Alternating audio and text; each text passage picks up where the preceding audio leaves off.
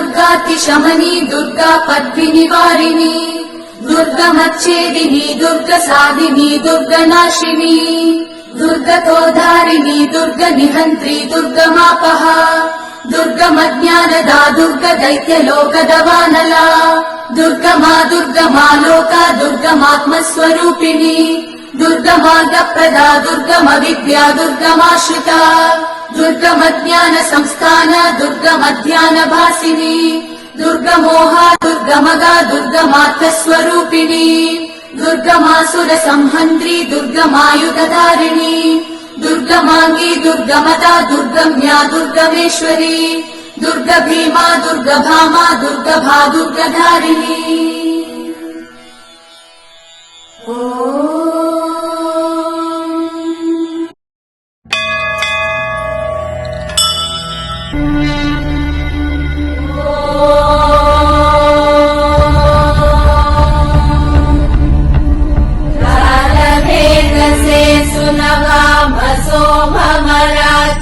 यतो निदहाति वेदः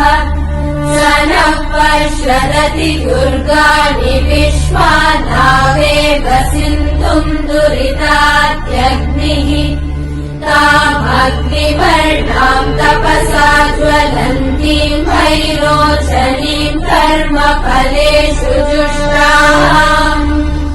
दुर्गाम् देवीगुम् शरणमहम् प्रपद्ये सुतरसि तरसे नमः अग्ने त्वम् पारयानव्यो अस्मान् स्वस्तिभिरति दुर्गाणि विश्वाः पूष्य पृथ्वी बहुला न उर्वी भवातोकायतनयाय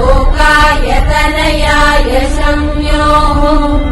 विश्वानि नो दुर्गः जातवेदः सिन्धुन्न नावादुरिदातिवर्षि अग्ने अग्निवन्मनसा गृहाणोऽस्माकम्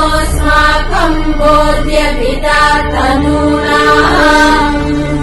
कृतराजितगुम् सहमानमुग्रमग्निगुम् भुवेम परमात् सदस्तात् स नः पश्यदति दुर्गाणि विश्वाक्षामद्देवो अतिदुरितात्यग्निः प्रद्दोषिकमेभ्यो अध्वरेषु सनाजहोतानभ्यश्च सत्सि स्वाञ्चाग्ने तनुवम् पिप्रय स्वास्मभ्यम् च सौभगमायजस्व गोभिर्जुष्टमयुजो निषिक्तम् तवेन्द्र विष्णोरनुसञ्चरेम नाथस्य पृष्ठमभिसंवसानो वैष्णवीम् लोकैकमानयन्ताम्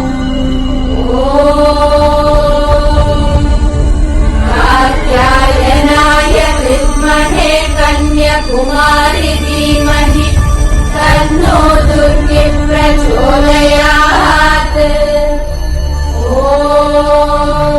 शान्ति शान्ति शान्ति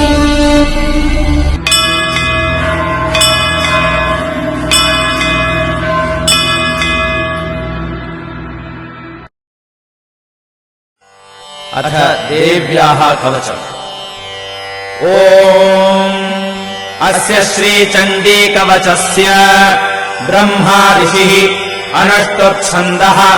चामुण्डा देवता अङ्गन्यासोक्तमातरो बीजम् दिग्बन्धदेवतास्तत्त्वम् श्रीजगदम्बा प्रीत्यर्थे सप्तशती पाठाङ्गत्वेन जपे विनियोगः ॐ नमश्चण्डिकायै मार्कण्डेय उवाच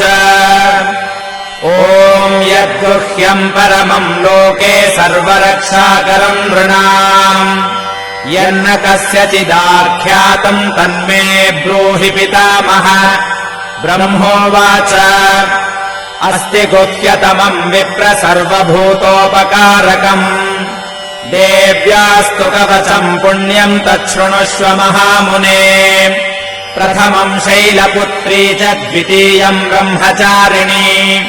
तृतीयम् चन्द्रघण्टेति कूष्माण्डेति चतुर्थकम्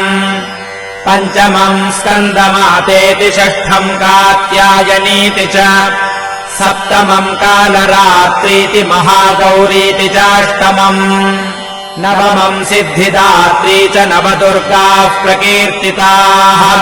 उक्तान्येतानि नामानि ब्रह्मणैव महात्मना अग्निना दह्यमानस्तु शत्रुमध्ये गतोरणे विषमे दुर्गमे चैव भयार्ताः शरणम् गताः न तेषाम् जायते किञ्चिदशुभम् ऋणसङ्कटे नापदम् तस्य पश्यामि शोकदुःखभयम् न हि यैस्तु भक्त्या स्मृता नूनम् तेषाम् वृद्धिः प्रजायते ये त्वाम् स्मरन्ति देवेशि रक्षसे तान्न संशयः प्रेतसंस्थातु चामुण्डा वाराही महिषासना ऐन्द्री गजसमारूढा वैष्णवी गरुडासना माहेश्वरी वृषारूढा कौमारी शिखिवाहना लक्ष्मीः पद्मासना देवी पद्महस्ता हरिप्रिया श्वेतरूपधरा देवी ईश्वरी वृषवाहना ब्राह्मी हंससमारूढा सर्वाभरणभूषिता इत्येता मातरः सर्वाः सर्वयोगसमन्विताः नानाभरणशोभाढ्या नानारत्नोपशोभिताः दृश्यन्ते रथमारूढा देव्यः क्रोधसमाकुलाः शङ्खम् चक्रम् गदाम् शक्तिम् हलम् च मुसलायुधम् खेटकम् तोमरम् चैव परशुम् पाशमेव च कुन्तायुधम् त्रिशूलम् च शार्ङ्गमायुधमुत्तमम् दैत्यानाम् देहनाशाय भक्तानामभयाय च धारयन्त्यायुधानीत्थम् देवानाम् च हिताय वै नमस्तेऽस्तु महारौद्रे महाघोरपराक्रमे महाबले महोत्साहे महाभयविनाशिनि त्राहि माम् देवि दुष्प्रेक्ष्ये शत्रूणाम् भयवर्धिनि प्राच्याम् रक्षतु मामैन्द्री आग्नेय्यामग्निदेवता दक्षिणेव तु वाराही नैऋत्याम् खड्गधारिणी प्रतीच्याम् वारुणी रक्षेत् वायव्याम् मृगवाहिनी उदीच्याम् पातु कौमारी ऐशान्याम् शूलधारिणी ऊर्ध्वम् ब्रह्माणि मे रक्षेदधस्ताद्वैष्णवी तथा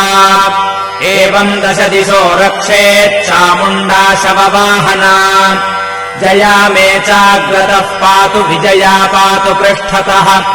अजिता वामपार्श्वे तु दक्षिणे चापराजिता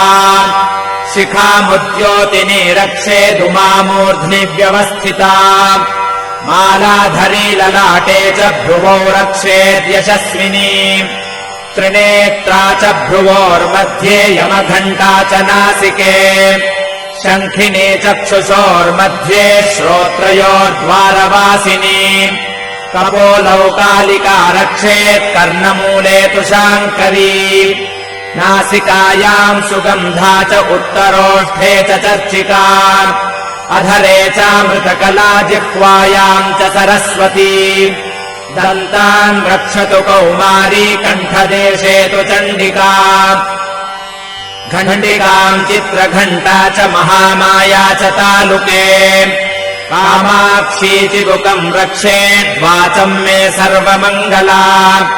ग्रीवायाम् भद्रकाली च पृष्ठवंशे धनुर्धरी नीलग्रीवा बहिः कण्ठे नालिकाम् नलकूबरी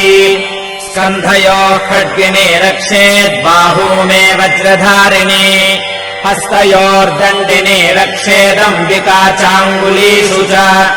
नखाञ्छूलेश्वरी रक्षेत् कुक्षौ रक्षेत् कुलेश्वरी स्तनौ रक्षेन्महादेवी मनःशोकविनाशिनी हृदये ललिता देवी उदरे शूलधारिणी नाभौ च कामिनी रक्षेत् गुह्यम् गुह्येश्वरी तथा पूतना कामिका मेढ्रम् गुदे महिषवाहिनी कट्याम् भगवती रक्षेज्जानुनी विन्ध्यवासिनी जङ्घे महाबला रक्षेत् सर्वकामप्रदायिनी गुल्फयोर्नारसिंही च पादपृष्ठे तु तैजसी पादाङ्गुलीषु श्रीरक्षेत् पादाधस्तलवासिनी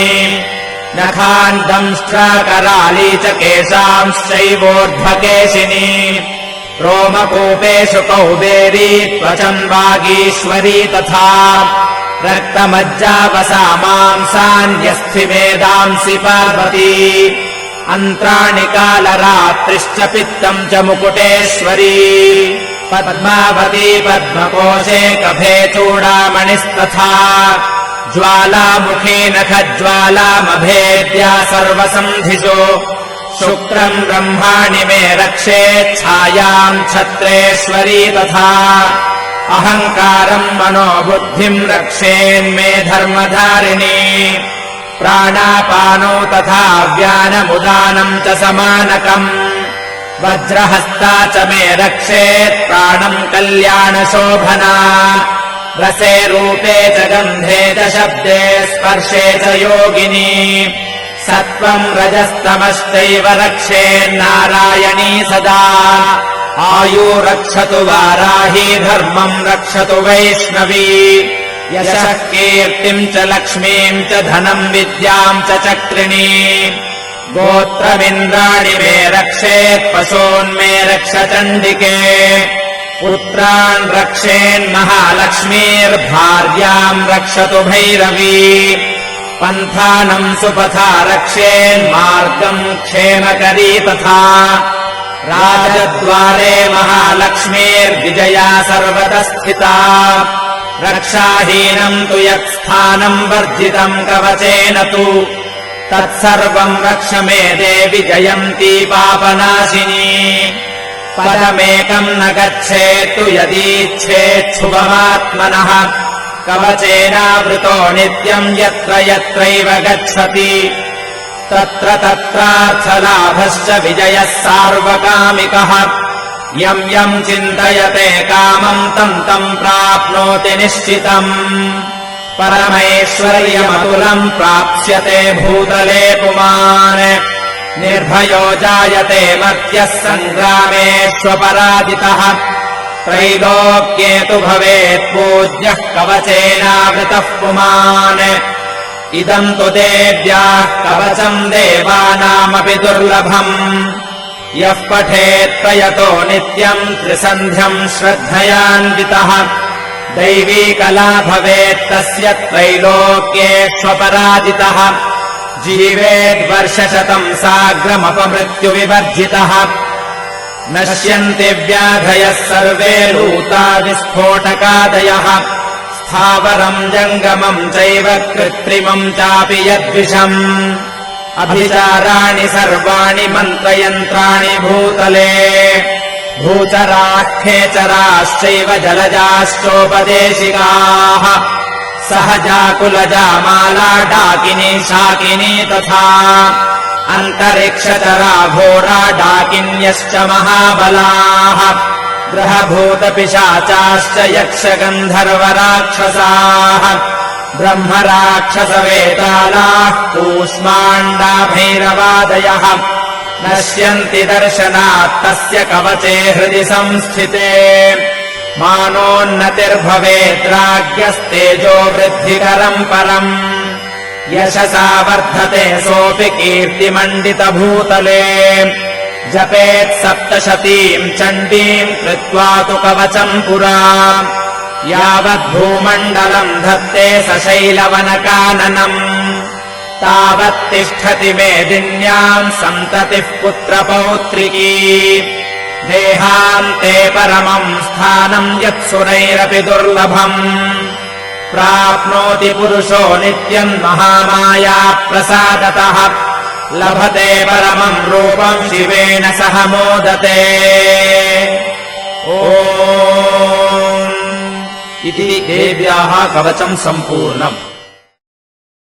सिद्धकुञ्जिका स्तोत्रम् शिव उवाच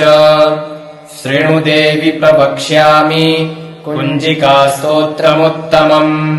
येन मन्त्रप्रभावेण चण्डी जापः शुभो भवेत् न कवचम् नार्गलास्तोत्रम् कीलकम् न रहस्यकम् न सूक्तम् नापि ध्यानम् च न न्यासो न च वार्चनम् कुञ्जिकापाठमात्रेण दुर्गापाठफलम् लभेत् अतिगुह्यतरम् देवी देवानामपि दुर्लभम् गोपनीयम् प्रयत्नेन स्वयोनिरिव पार्वती मारणम् मोहनम् वश्यम् स्तम्भनोच्चाटनादिकम् पाठमात्रेण संसिद्ध्येत् कुञ्जिकास्तोत्रमुत्तमम् अथ मन्त्रः ॐ ऐं ह्रीं क्लीं चामुण्डायै विच्चे ॐ ग्लौं हुं क्लीं जूं सः ज्वालय ज्वालय ज्वल ज्वल प्रज्वल प्रज्वल ऐं ह्रीं क्लीं चामुण्डायै विच्चे ज्वल हं सं लं छं फट् स्वाहा नमस्ते रुद्ररूपिण्यै नमस्ते मधुमर्दिनी नमः कैटभहारिण्यै नमस्ते महिषार्दिनी नमस्ते शुम्भहन्त्यै च निशुम्भासुरघातिनी जाग्रतम् हि महादेवी जपम् सिद्धम् कुरुष्व मे ऐङ्कारी सृष्टिरूपायै ह्रीङ्कारी प्रतिपालिका क्लीङ्कारी कामरूपिण्यै बीजरूपे नमोऽस्तु ते चामुण्डा चण्डघाती च यैकारी वरदायिनी विच्चे चाभयदा नित्यम् नमस्ते मन्त्ररूपिणी धां धीं धूं धूर्जटे पत्नी वां वीं वूं वागधीश्वरी क्रां क्रीं क्रूं कालिका देवी शां शीं शूं मे शुभम् कुरु हुं हुं हुंकाररूपिण्यै जं जं जं जम्भनादिनी भ्रां ह्रीं भ्रूं भैरवी भद्रे भवान्यै ते नमो नमः अं कं चं टं तं पं यं शं ह्रीं दुं ऐं ह्रीं हं क्षं धिजाग्रं धिजाग्रं त्रोटय त्रोटय दीप्तं कुरु कुरु स्वाहा पां पीं पूं पार्वती पूर्णा खां खीं खूं खेचरी तथा सां सीं सूं सप्तशती देव्या मन्त्रसिद्धिम् कुरुष्व मे इदम् तु कुञ्जिकास्तोत्रम् मन्त्रजागर्ति हेतवे अभक्तेनैव दातव्यम् गोपितम् रक्ष पार्वती यस्तु कुञ्जिकया देवी हीनाम् सप्तशतीम् पठेत् न तस्य जायते सिद्धि ररण्ये रोदनम् यथा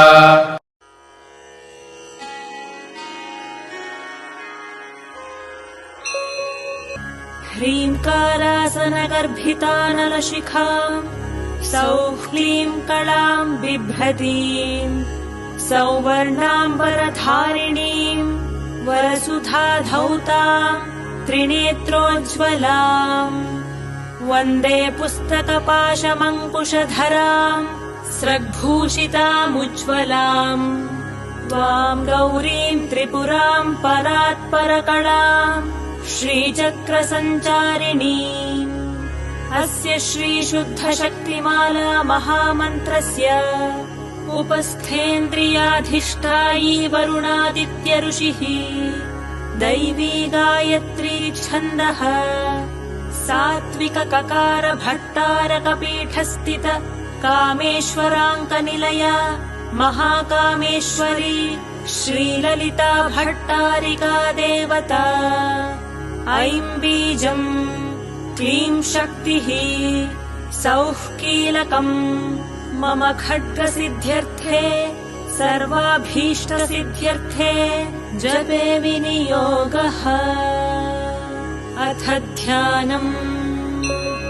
आरक्ताभाम् त्रिनेत्रामरुणिमवसनाम् रत्नताटङ्करम्याम् हस्ताम् भोजैः सपाशाङ्कुशमदनधनुः सायकैर्विस्फुरन्तीम् आपीनोत्तुङ्गवक्षोरुहकलशलुठत्तारहारोज्ज्वलाङ्गीम् ध्यायेदम्भोरुहस्थामरुणिमवसनामीश्वरीमीश्वराणाम्। ॐ ऐं ह्रीं श्रीं ऐं क्लीं सौः। ॐ नमस्त्रिपुरसुन्दरी हृदयदेवी शिरोदेवी शिखादेवी कवचदेवी नेत्रदेवी अस्त्रदेवी कामेश्वरी भगमालिनी नित्यक्लिन्ने भेरुण्डे वह्निवासिनी महावज्रेश्वरी शिवदूति त्वरिते कुलसुन्दरी नित्ये नीलपताके विजये सर्वमङ्गले ज्वालामालिनी चित्रे महानित्ये परमेश्वर परमेश्वरी मित्रे समयी षष्ठी समयी बुद्धि समयी चर्यानाथमयी लोपामुद्रमयी अगस्त्यमयी कालतापसमयी धर्माचार्यमयी मुक्तकेशीश्वरमयी दीपकलानाथमयी विष्णुदेवमयी प्रभाकरदेवमयी तेजोदेवमयी मनोजदेवमयी कल्याणदेवमयी वासुदेवमयी रत्नदेवमयी श्रीरामानन्दमयी अणिमासिद्धे लघिमासिद्धे गरिमासिद्धे महिमासिद्धे ईशित्वसिद्धे वसित्वसिद्धे प्राकाम्यसिद्धे भुक्तिसिद्धे इच्छासिद्धे प्राप्तिसिद्धे सर्वकामसिद्धे ब्राह्मी माहेश्वरी कौमारी वैष्णवी वाराही माहेन्द्री चामुण्डे महालक्ष्मी सर्वसंक्षोभिणी सर्वविद्राविणी सर्वाकर्षिणी सर्ववशङ्करी सर्वोन्मादिनी सर्वमहाङ्कुशे सर्वखेचरी सर्वबीजे सर्वयोनि सर्वत्रिखण्डे त्रैलोक्यमोहनचक्रस्वामिनी प्रकटयोगिनी कामाकर्षिणी बुद्ध्याकर्षिणी अहङ्काराकर्षिणी शब्दाकर्षिणी स्पर्शाकर्षिणी रूपाकर्षिणी रसाकर्षिणी गन्धाकर्षिणी चित्ताकर्षिणी धैर्याकर्षिणी स्मृत्याकर्षिणी नामाकर्षिणी बीजाकर्षिणी आत्माकर्षिणी अमृताकर्षिणी शरीराकर्षिणी सर्वासा परिपूरकचक्रस्वामिनी गुप्तयोगिनी अनङ्गकुसुमे अनङ्गमेखले अनङ्गमदने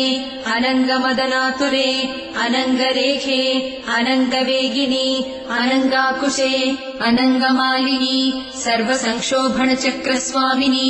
गुप्ततरयोगिनी सर्वसंक्षोभिणी सर्वविद्राविणी सर्वाकर्षिणी सर्वाह्लादिनी सर्वसम्मोहिनी सर्वस्तम्भिनी सर्वजृम्भिणी सर्ववशङ्करी सर्वरञ्जनी सर्वोन्मादिनी सर्वार्थसाधिके सर्वसम्पत्तिपूरणी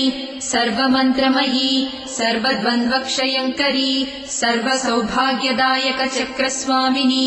सम्प्रदाययोगिनी सर्वसिद्धिप्रदे सर्वसम्पत्प्रदे सर्वप्रियङ्करी सर्वमङ्गलकारिणी सर्वकामप्रदे सर्वदुःखविमोचनी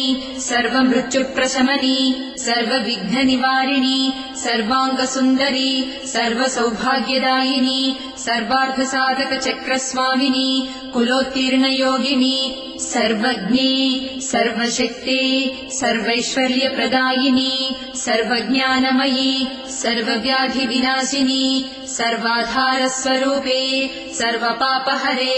सर्वानन्दमयी सर्वरक्षास्वरूपिणी सर्वेप्सितफलप्रदे सर्वरक्षाकरचक्रस्वामिनी